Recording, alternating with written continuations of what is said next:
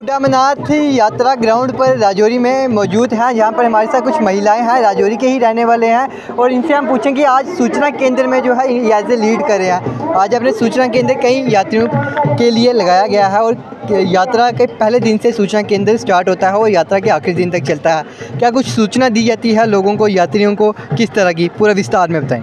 जय श्री राम, हर हर महादेव।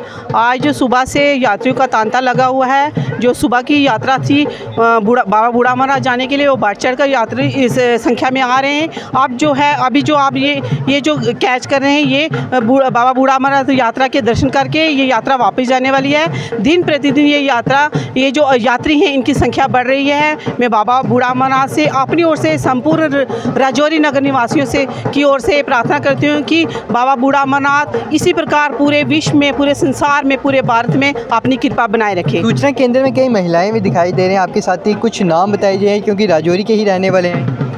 सूचना केंद्र में जो सबसे प्रमुख है मेरी बहन, जो यहाँ से ये मातृशक्ति में, वो रेणु गुप्ता जी हैं। उसके बाद प्रवीण शर्मा जी हैं, वैजयंता जी हैं, पल्लवी बख्शी जी हैं और मोनिका जी हैं, जो इसी सूचना केंद्र को संपर्क करती हैं। सभी और भी बहनें आ रही हैं जो खाली अपना एक योगदान धार्मिक तरीके से दे रही हैं। राजनीतिक बहनें भी मेरे साथ जुड़ी हुई हैं, वो भी आ रही हैं, जो सुबह से लेकर शाम तक यहाँ पे अपनी सेवा देती हैं। किस तरह का जो है सूचना केंद्र आप चला रहे हो, क्योंकि कहीं ना कहीं यहाँ पर बड़ी जो है संख्या में लोग भी आते हैं, कुछ दान पुण्य करने आते हैं, कहीं ना कहीं प्रॉब्लम फेस करनी पड़ती है आपको, कभी कभी माइक बंद हो जाता है, किस तरह का?